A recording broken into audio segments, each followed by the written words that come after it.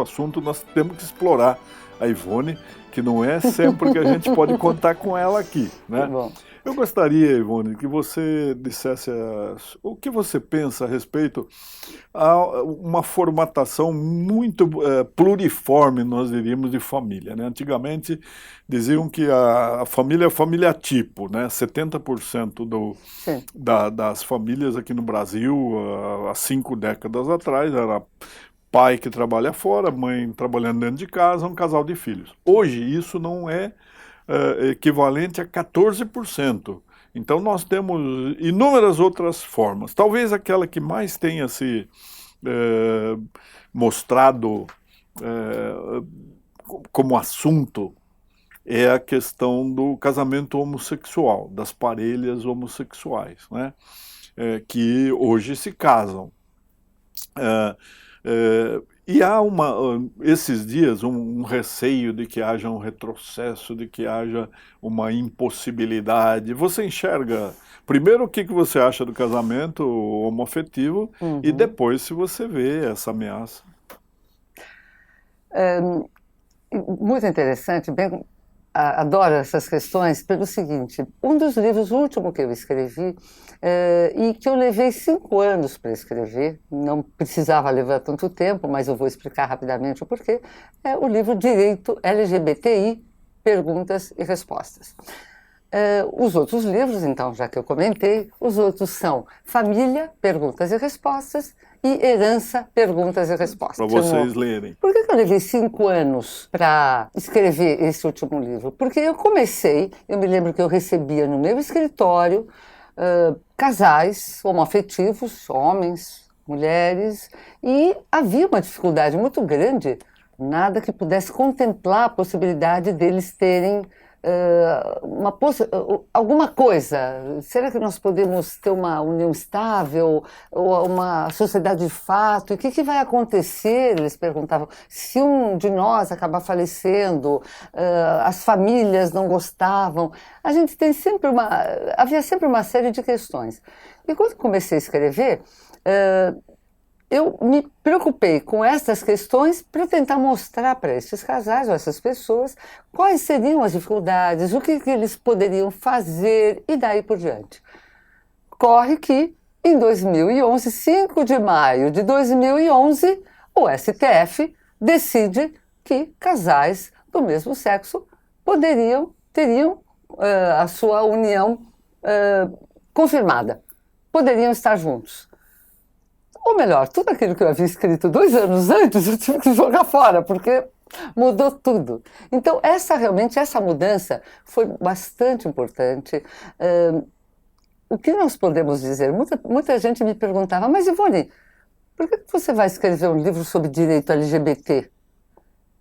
E a primeira entrevista que eu dei, assim que eu publiquei esse livro, que foi em 2016, a primeira pergunta, eu me lembro, na TV Cultura, na Cultura Debate, alguém pergunta do público, mas por que a senhora escreveu um livro? A senhora não é gay? A senhora não é homossexual? Falei, bom, deixa eu contar uma coisa para vocês. Eu sou uma estudiosa, não tanto quanto o doutor Nalini, mas eu tento fazer o que eu posso. Eu sou uma estudiosa, eu sou uma jurista, alguém que se preocupa, se interessa. Existem questões desta área que não estão sanadas. Talvez a gente ainda não consiga sanar, mas nós precisamos dar respostas. Como o STF deu uma resposta, e 2 anos depois o CNJ também dá uma mostra de que entendeu a problemática de casais homoafetivos que estavam numa união estável, mas eles queriam se casar. E para o casamento, todos eram obrigados a ingressar no judiciário e pedir uma resguarda do judiciário. O CNJ vem e diz, não, a partir de agora não precisa pedir mais nada. Basta, não vai existir um cartório de pessoas naturais que não possa, evite, não queira fazer um casamento. Se recuse, né? Evidentemente, o Estado, ele precisa prever uma série de questões, ele precisa dar garantia para as pessoas essa garantia que vem do legislativo, que passa pelo judiciário, ela é importantíssima, as pessoas precisam ter segurança. Essas famílias que hoje, inclusive, eu até escrevi uma vez um artigo chamado As Famílias Mosaico, porque hoje você tem casamentos, separações, uniões, até existe uma celeuma muito grande em relação a uniões de 3 pessoas. Sim, era a próxima questão. E também, Ivone, seria interessante você abordar a questão de uma filiação que hoje também fugiu daquele nosso quadradinho, né, da Sim. nossa caixinha. Conheço pessoas, por exemplo, 2 mulheres que estão vivendo juntas, embora sem casamento.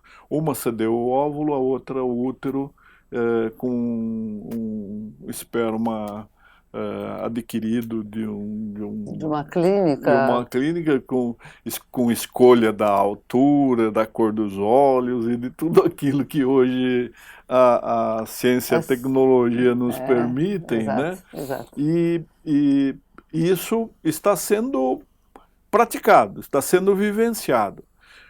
O direito não pode deixar de correr atrás, ele talvez devesse se antecipar. Eu sei que é um tema que pode causar urticária em algumas pessoas, mas a humanidade, ela é variada, nós somos todos irrepetíveis, né, Ivone? Exatamente. Há muitas pessoas... Excelente colocação, irrepetíveis. Nós somos todos indivíduos únicos, né? Nem o gêmeo univitelino é igual ao seu irmão saindo do mesmo óvulo. Então, é importante que haja juristas assim, com a sua abertura, com a sua compreensão. O direito não tem que ser uma ferramenta de tornar as pessoas mais felizes. Exatamente. Não de afligir. Não de afligir, exatamente. E você faz isso. A evolução faz com que a gente realmente comece a abrir um pouco mais os olhos. As pessoas param de interpretar aquilo como uma coisa ruim, desagradável ou estranha. Então a evolução muitas vezes tem que servir para isso. Quando o STF definiu que casais do mesmo sexo poderiam estar juntos e teriam seus direitos garantidos, eu me recordo que muitos dos ministros, na ocasião, eles se manifestaram dizendo que agora, a partir de agora, o legislativo deveria entender e finalmente legislar sobre o assunto. Mas o judiciário não deixou brechas para que o legislativo se oponha a essa questão. Então, isso é muito importante porque essa não brecha, no sentido de, hoje, a depender das bancadas que o legislativo tenha, se elas se opuserem, elas não vão conseguir estabelecer um corte. Não, e é esse o princípio da vedação do retrocesso, né? A Constituição do Brasil de 1988, toda principiológica, toda dirigente, Exato. Um dos princípios mais debatidos, e isso aconteceu em relação ao Código Florestal, que praticamente foi revogado, é a proibição do retrocesso, ou vedação de retrocesso. Depois que um direito, um benefício é incluído no patrimônio jurídico de qualquer pessoa, isso não pode ser mais retirado. Né? Por enquanto, isso está prevalecendo.